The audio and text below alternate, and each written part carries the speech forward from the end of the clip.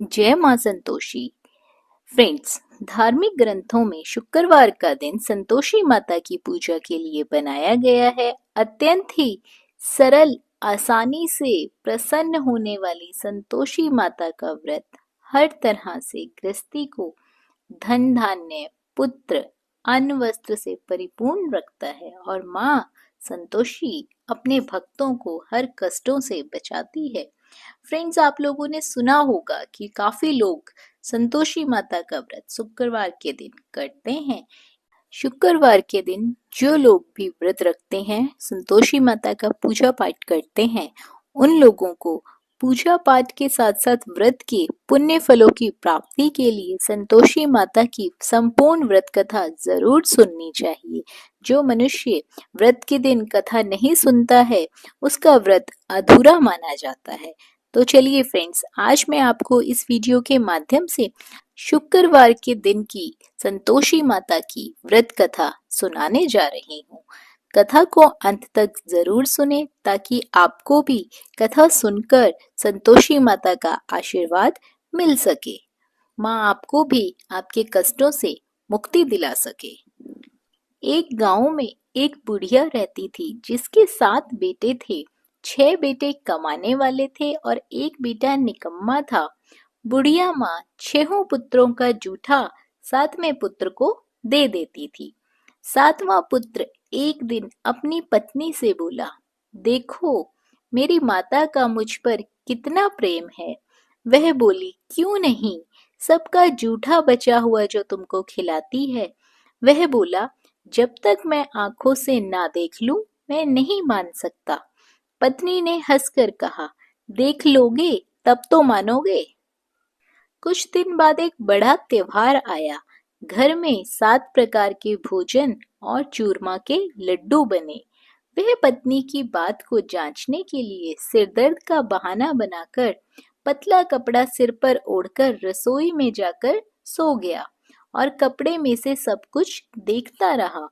6 भाई भोजन करने आए। उसने देखा माँ ने उनके पर आसन बिछाई, 7 प्रकार की रसोई परोसी और आग्रह कर करके उन्हें भोजन कराती रही। वह देखता रहा। 6 भाई भोजन कर उठ गए। तब माँ ने उनकी 5 थालियों में से लड्डुओं के टुकड़े को उठाया और एक लड्डू बनाया।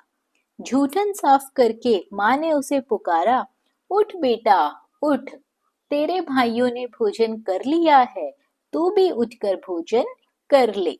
उसने कहा, माँ मुझे भोजन नहीं करना है, मैं परदेस जा रहा हूँ। माता ने कहा, कल जाना हो तो आज ही चला जा। वह बोला, हाँ हाँ जा रहा हूँ। यह देखकर वह घर से निकल गया। चलते समय उसे अपनी पत्नी की याद आई। वह गौशाला में कंडे थाप रही थी।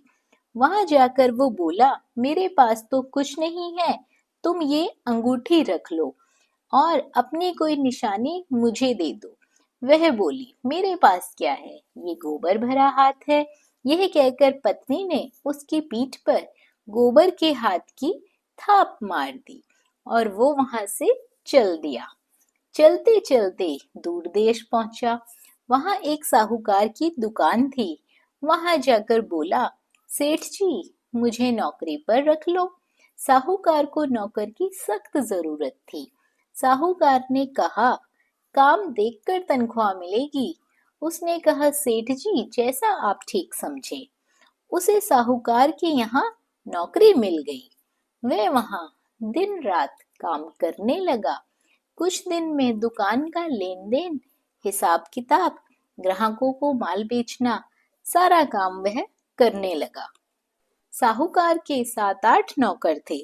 वे सब चक्कर खाकर गिरने लगे, लेकिन उसने अपने लगन, परिश्रम और ईमानदारी से सबको पीछे छोड़ दिया। उसे अपने किए का फल मिला। सेठ ने कहा कि तुम्हारा काम बहुत ही अच्छा है। 3 महीने में ही उसे मुनाफे में साझेदारी बना लिया। परिश्रम करते करते 12 वर्ष में वह नगर का नामी सेठ बन गया और सेठ अपना सारा कारोबार उस पर छोड़कर बाहर चला गया। इधर उसकी पत्नी पर क्या बीती वह सुने। सास ससुर उसे दुख देने लगे, गृहस्थी का काम करवाकर उसे लकड़ी लेने जंगल में भेजते। इस बीच घर की रोटियों के आटे से जो भी भूसी निकलती, उसकी रोटी बनाकर उसके लिए रख दी जाती। फूटे नारियल की नरेली में उसे पानी दिया जाता। इस तरह दिन बीतते रहे। एक दिन वह जब जंगल में लकड़ी लेने जा रही थी, तब उसे रास्ते में बहुत सी स्त्रियां संतोषी माता का व्रत करती हुई दिखाई दी। यह वहां खड़ी होकर पूछने लगी, बहनों, यह तुम किस देवता का व्रत करती हो और इसके करने से क्या फल प्राप्त होता है? इस व्रत की क्या विधि है? यदि तुम अपने इस व्रत का विधान मुझे समझाकर कहोगी तो मैं तुम्हारा बड़ा एहसान मानूंगी। उनमें से एक स्त्री बोली, सुनो, यह संतोषी माता का व्रत है।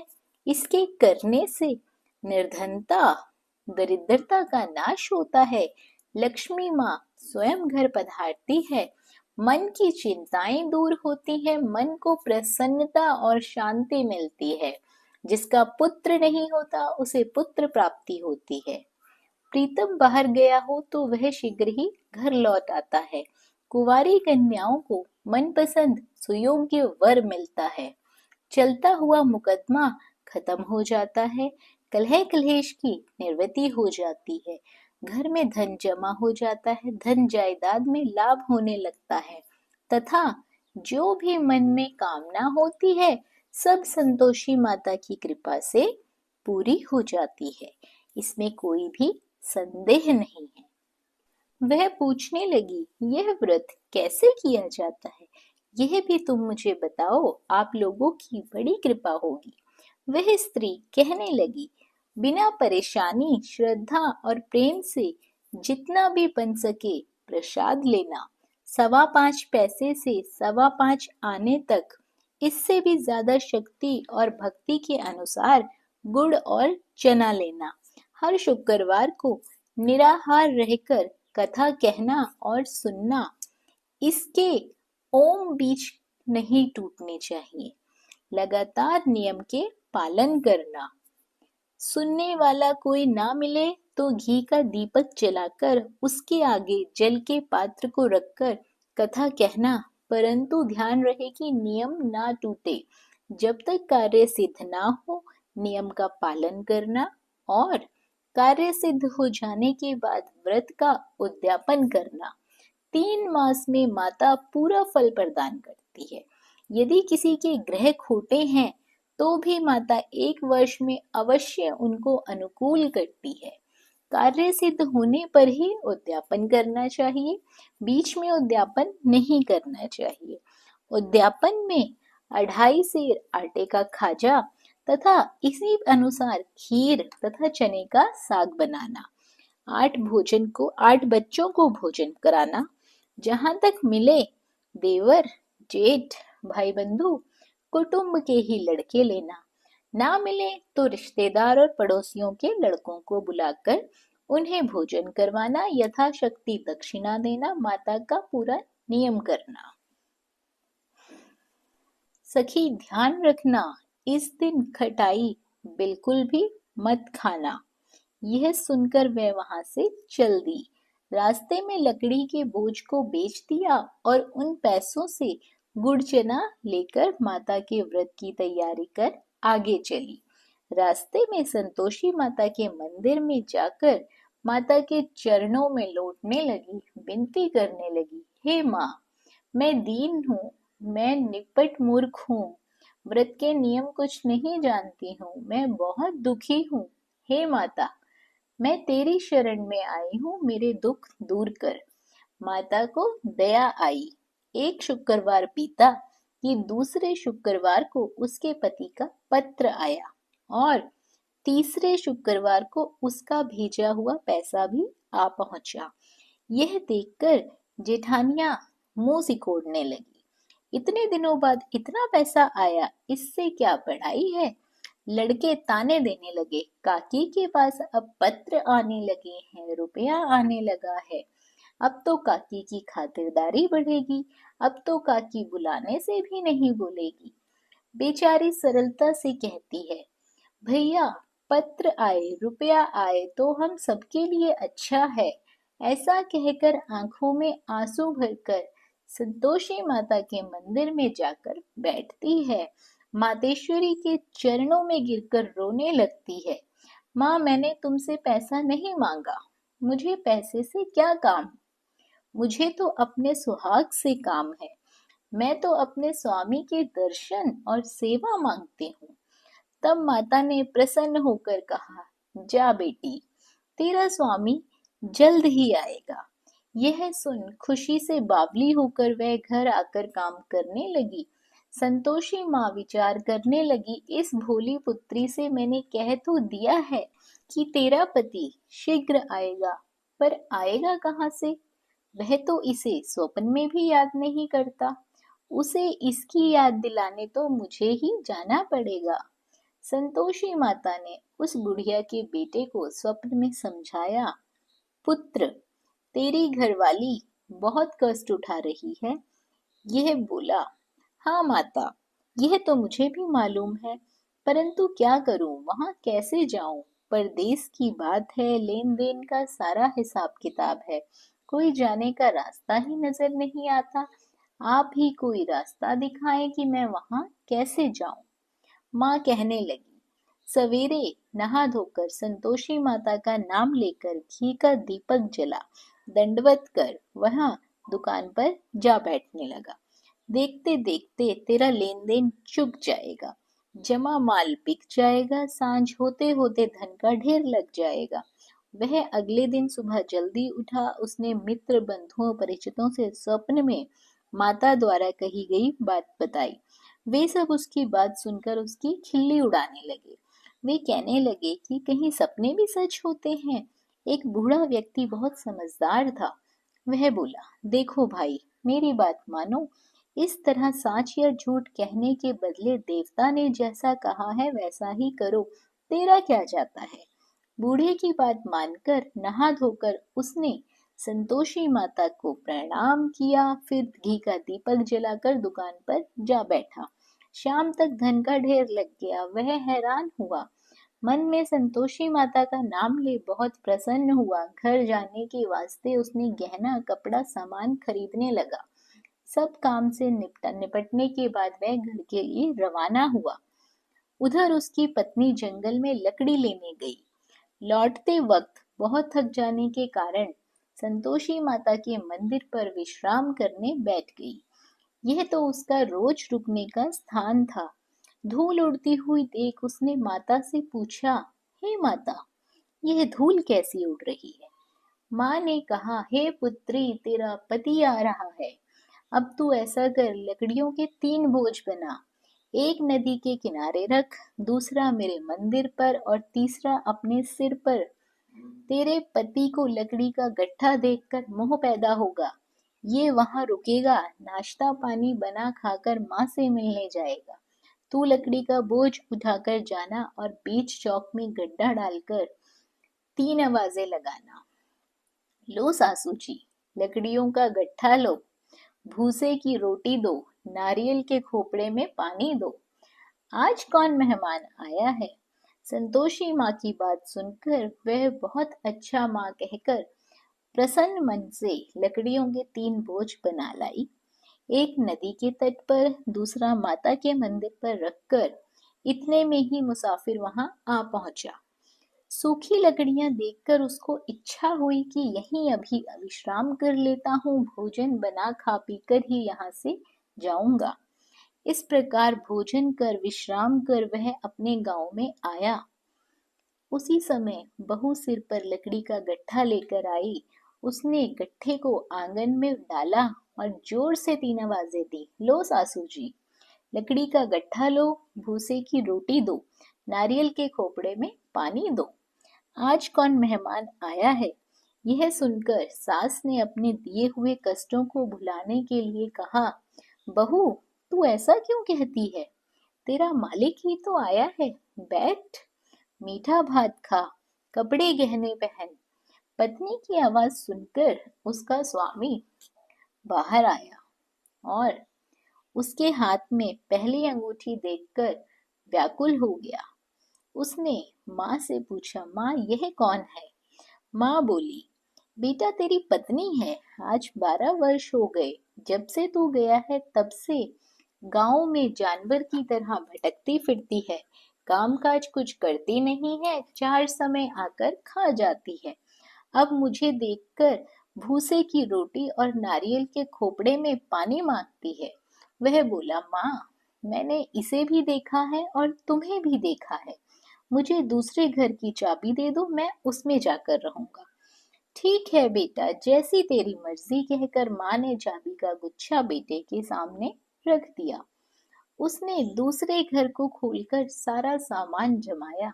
एक ही दिन में वहां राजा के महल जैसे ठाट बाट बन गए। अब क्या था, वह सुख भोगने लगे। अगला शुक्रवार उसने पति से कहा, मुझे संतोषी माता के व्रत का उद्यापन करना है। पति बोला, बहुत अच्छा, खुशी से कर लो। वह खुशी खुशी माता के उद्यापन की तैयारी करने लगी। जेठ के लड़कों को भोजन के लिए कहने गई। उन्होंने मंजूर किया, परंतु पीछे से जेठानी ने अपने बच्चों को सिखलाया, देखो रे, भोजन के समय सब लोग खटाई मांगना, जिससे उसका उद्यापन पूरा ना हो पाए। लड़के भोजन करने आए। खीर पेट भरकर खाई, परंतु बात याद आते ही कहने लगे, हमें कुछ खटाई खाने को दो, खीर खाना हमें नहीं भाता, देखकर अरुचि होती है। लड़के उठ खड़े हुए, बोले, पैसे लाओ। भोली बहू कुछ नहीं जानती थी, उन्हें उसने पैसे दे दिए। लड़कों ने बाजार जाकर उन पैसों से इमली खरीदी और खाई। यह देखकर बहू पर माताजी ने बहुत कोप किया। राजा के दूत उसके पति को पकड़कर ले गए।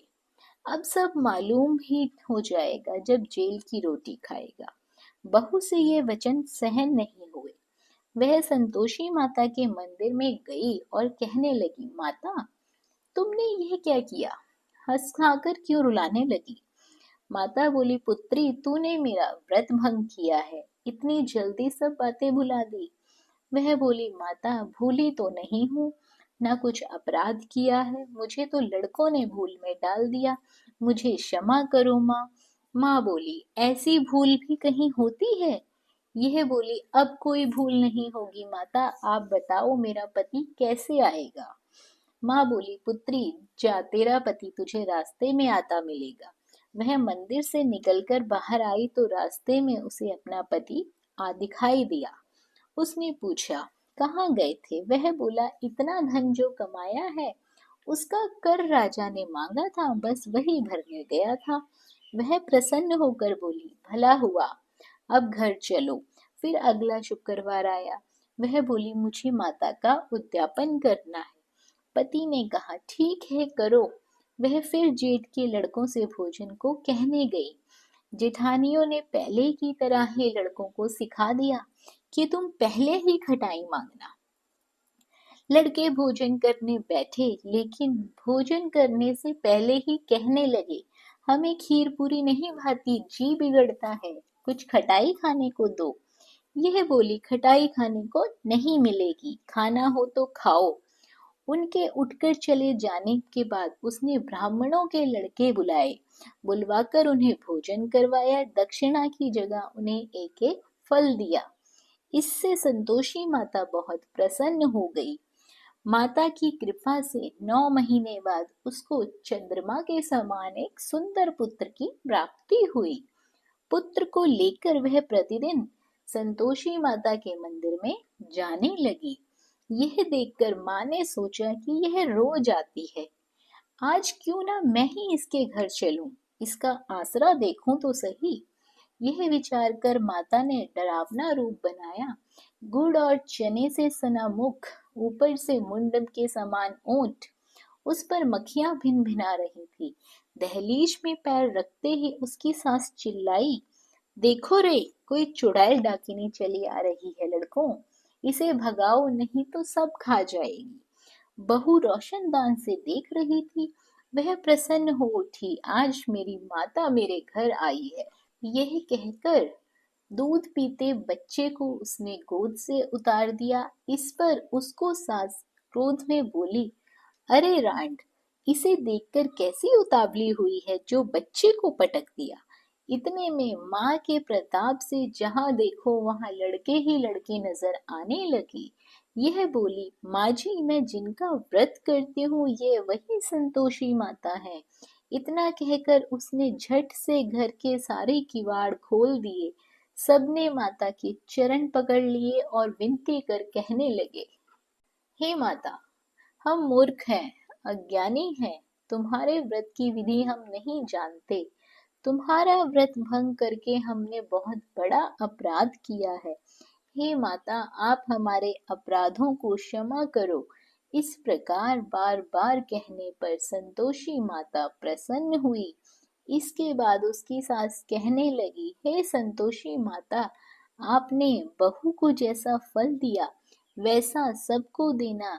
जो यह कथा सुने या पढ़े उसका मनोरथ पूर्ण हो, उसकी सारी मनोकामनाएं पूरी हो। फ्रेंड्स, जो भी व्यक्ति संतोषी माता का श्रद्धा भाव से, पूरे भक्ति भाव से, अपनी श्रद्धा अनुसार संतोषी माता का विधिवत पूजन करता है, उसे अनंत सुखों की प्राप्ति होती है। माता उसके जीवन में खुशियां ही खुशियां देती है, उसे खुशियों का वरदान देती है। फ्रेंड्स, कथा अच्छी लगी हो, कथा आपको मन को भाई हो, तो वीडियो को लाइक और शेयर ज़रूर करें। और यदि आप हमारे चैनल पर पहली बार आए हैं और इस तरह की व्रत की, पूजा पाठ की विधियां और कथाएं आपको भी अच्छी लगती हैं, तो चैनल को सब्सक्राइब कर लीजिए, साथ ही बेल आइकन के बटन को दबा दीजिए ताकि आपको हमारी आने वाली वीडियोस की नोटिफिकेशन सबसे पहले मिल सके। बने रहिए आपके अपने YouTube चैनल अंकित वास्तु ज्ञान में। धन्यवाद। जय मां संतोषी।